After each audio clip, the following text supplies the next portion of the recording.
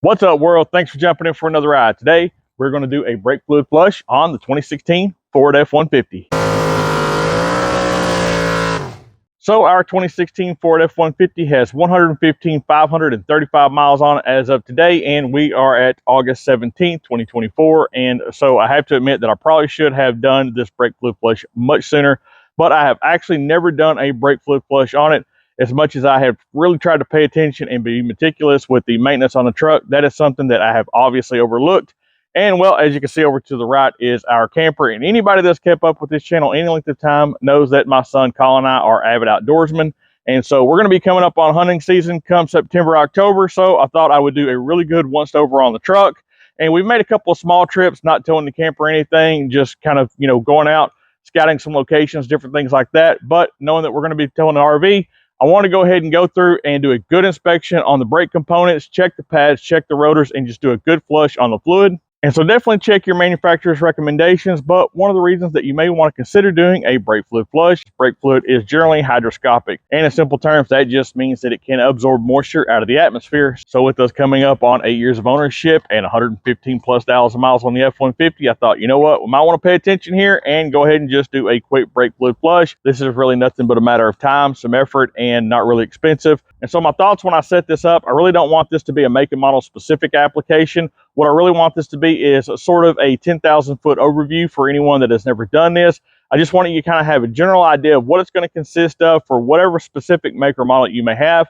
And please, again, check your specific make and model recommendations for this. And so what I mean by that, if it's different applications, if you're going to be working on something like this that is generally considered a rear-wheel drive vehicle, you're probably going to want to start at the passenger side rear, work your way over to the driver's side rear, and so on as you work up closer to the master cylinder, which is going to be mounted on most American vehicles on the front driver's side firewall up by the brake booster. And so we'll go over where that location is here in just a moment. But again, I don't want this to be anything specific. I just kind of want it to be an overview of the general idea of how to do this. That way, if you're working on something out in your driveway, your garage, whatever, you'll kind of know where you're going with this and how to get started. And so again, one of the most important things is look at your manufacturer's recommendations for brake fluid. This is obviously 4.3 and 4, and you can see that this is some redline fluid that I've had around the shop for a while, and this just says .4 on it on the front, but if you flip it over to the back, it actually says 3 and 4, and sorry about writing shop on there. So this is actually some stuff that I was working with a prior customer with, and I didn't want to try to resell anything because I'd opened the lid on it, so it just says shop on it. So really quick to run through the absolute basics of this, go ahead and get some protective gloves. You definitely want to get that nitrile. I really like the Thickster gloves for something like this. I'll put a link to all the stuff down in the description below, and you can kind of go through and sift and sort and figure out what may fit your application. But protective gloves, now you're definitely going to want something to clean up any spills, messes, drips, anything like that, especially when it comes to working with brake fluid, because brake fluid can damage paint finishes. And so just regular cheap white paper towels, or I really like the blue shop paper towels. That's fantastic. So anything like that will work. Now you're definitely going to have to remove each wheel and tire assembly off of the vehicle. So I'm just going to use an electric impact with a socket, but you could also use a big ratchet or whatever tire tool you may have available. This is just much more convenient, much faster. So go ahead and check out what you may have available. Go ahead and be prepared because you are going to have to remove the wheel and tire assembly. And speaking of the wheel and tire assembly, you are going to need a way to get it off the ground. And so I'm just going to use this floor jack, but obviously you could use any sort of scissor jack, whatever you may have available. So just know that you're going to need something to get it off the ground. And I definitely recommend a good set of jack stands. And this is probably overkill if you're working on something like a Honda Civic or anything like that, but definitely consider some jack stands for safety. And so now with the tire and wheel assembly removed and we have access to the brake caliper, we can definitely just do the old school thing and just have a partner go ahead and pump the brake pedal and keep adding fluid to the master cylinder, and that will allow us to bleed the brakes. It's very time consuming, but it does work. And with a lot of late model vehicles with the ABS systems, it can be an absolute pain to do it that way. This is actually a great tool. This one is called Mighty Vac, and you can just see that it has a basically trigger with a vacuum assembly on it and a gauge. And I've actually used this tool a good amount for vacuuming out the master cylinders for hydraulic clutch systems. And so this is a good tool. It'll definitely work. My preferred method for doing a brake system like this, especially since this one hasn't been done in quite some time, is I like this tool. It has a large canister so we can hold plenty of fluid as we pull it through the system. And one of the things that I like about this canister being like this is, let's say if I start on the passenger side rear and I get good fluid coming through it, I can actually just go ahead and unscrew this, look down in there, and I can see if there's any major contamination, any debris, anything like that. Anything I should be concerned about, maybe a hose could be breaking down, something like that. So I like the visual aspect of being able to look in there each wheel at a time and kind of look. And this is really simple. The way it works is it just has an air supply. So I'm just going to use this small compressor as my air supply. It has a handle up top that you just squeeze to activate it. Has a hose. The hose just goes over to the nipple on your brake bleeder, and it just has a small hole or an orifice right there. And this rubber is really soft, so you just clip it on there. And once you open up the bleeder, you just squeeze the handle and it starts putting a vacuum on it, and it will pull fluid through it. Now, one of the most important things with this tool is you definitely have to make sure that the master cylinder keeps plenty of fluid in it, because this thing will go ahead and evacuate all the fluid out of the system. And if that happens, you're starting over from scratch. So just make sure that you keep fluid in the master cylinder. That way, as that fluid comes through, and you're not pulling in any air if the fluid runs out. And last but not least, on the tool lineup that I've kind of prepped here to go over this with you is just a tool to go ahead and open up the brake bleeder. And this is one that I've actually had for a lot of years, probably since the mid-early 90s, something like that.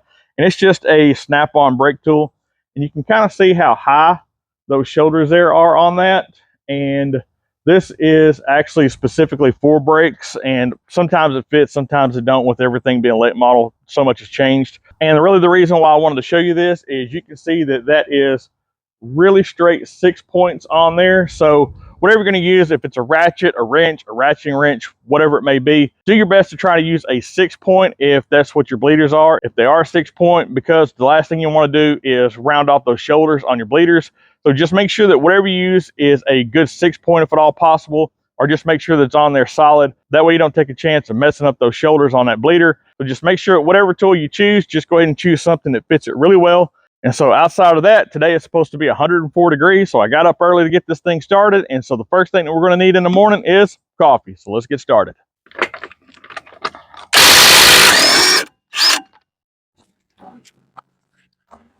So while I have access, what I'm going to want to do is I just got a cheap flashlight, and I'll look inside here. And you can see that we have plenty of pad material still on the rear brakes.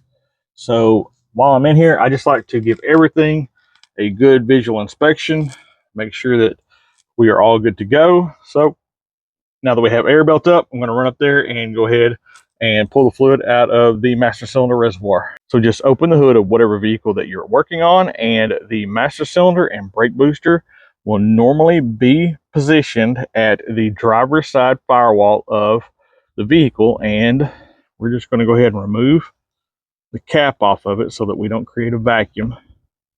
And what we're going to do is we're going to take our brake vac tool and we're going to pull the fluid off of the top here as much as we can out of this booster, and then we're going to go ahead and top it off with fresh fluid before we go to the back of the vehicle. That way we're not pulling contaminated fluid from the reservoir all the way to the back. So let's go ahead and go grab our vacuum and pull some of this fluid out. All right, so we've got our air supply and we got our tool. And so this compressor is going to get really noisy, so I'm not going to put you through the pain of listening to this compressor. So I'm going to go ahead and just plug the air supply into our tool and start vacuuming some fluid out and not bore you to death with the sound of this compressor running in the background.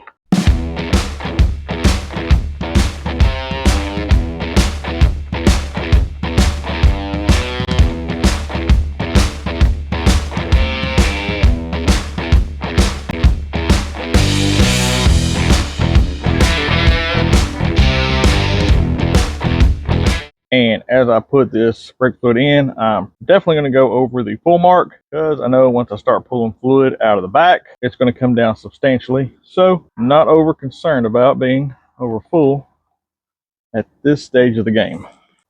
And just to document, after we pull the fluid out of the brake reservoir, you can see how just pretty much nasty that brake fluid is compared to the new fluid that we put in. So the new fluid we put in was almost clear, almost sort of an amber oil color. So obviously not as thick as oil because it is a thin hydraulic fluid, but you can see that that is pretty nasty. So let's get to vacuuming the rear passenger side caliper.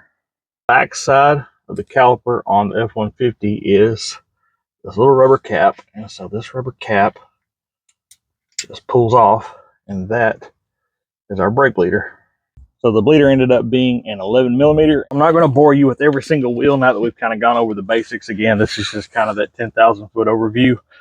And so I've just got my wrench hanging on the bleeder and I haven't moved this at all. So first thing I'm going to want to do is just simply make sure my wrench fits on there good and go ahead and just get it to break loose. And so we're broke loose. So I'm not going to worry about getting it too loose right now. I'm just going to get it to where I can move it by hand. And you can see I've already got fluid dripping. So I'm going to go ahead and pop my brake vacuum on there. And again, I'm not going to bore you to death with the sound of this really annoying air compressor. So I'm just going to take this whole thing. What I like to do is just rotate the whole assembly. And you can see the fluid coming through there right there. And so if I rotate it and leave it right there, I'm going to grab my air hose, plug it in, and go ahead and start pulling some fluid through there. And that fluid is definitely dark coming through that hose. So let's get her plugged in.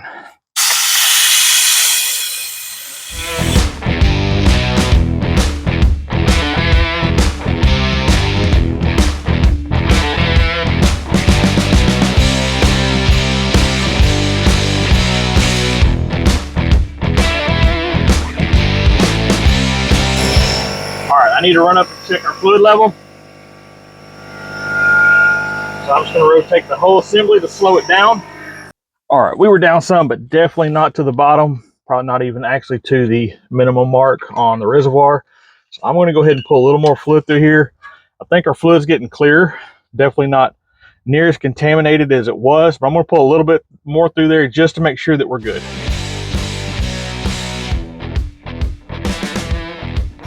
So that fluid is starting to come out pretty clear right there. It's really clean. We got a couple of bubbles just because we were throwing a vacuum on it, throwing a little air around that seal, but not a big deal. As you can see, it's solid fluid there now.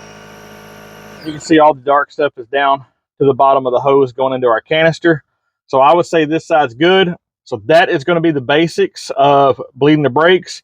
So again, this is just sort of that 10,000 foot overview. I'm not going to bore you with doing the other side. I'm just going to keep moving because, like I said, it's going to be 104 today. So I'm going to just pop that off of the end, make sure that that is all the way down. I'm going to grab a rag, clean up my mess that I got going down here because I've got some drips happening. And then just going to give that a solid turn. It's going to have brake fluid on it, so don't crank on it, whatever you do. Just make sure it bottoms out and it can't back up. And I'm going to wipe any excess fluid around it away. That way, in the dirt, dust, debris, whatever, stuff don't stick to it. And last but not least, our rubber cap goes back on that bleeder.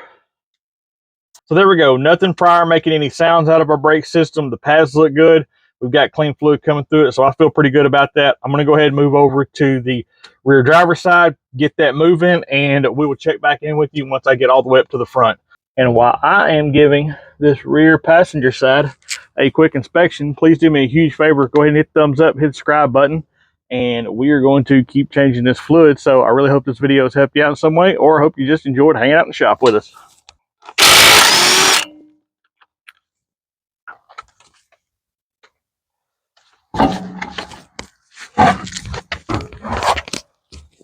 And now onto the front. And so you can see that there is plenty of pad material left down in there. Rotors look good. We're experiencing any sounds. See if I can get the back side for you at all. And so you can see the pad material there. And so the brakes look good. And the fronts are a little bit different than the rears. And what I mean by that is down here, the plug is just a small little cap instead of that larger one that was on the back. We're just going to remove that plug, and there's our bleeder on the back of the caliper.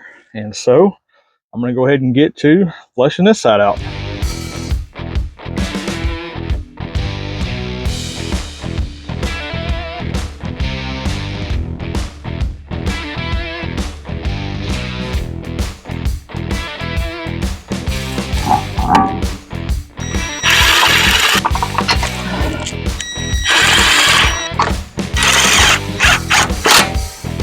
And that is the amount of brake fluid that we ran through the system right there. And I have to assume that that's probably maybe half a quart, 3/4 of a quart, somewhere right along in there. And there is our fluid level. I think you can see that. We're actually just right in the middle of the word max, just below the line there on the reservoir. And that is our brake fluid flush on the 2016 Ford F-150. And as always, I really hope you got some good information out of this video, or I hope you just enjoyed hanging out in the shop with us. So please do me a huge favor. Go ahead and hit the subscribe button, hit the thumbs up, and as always, jump in for another ride.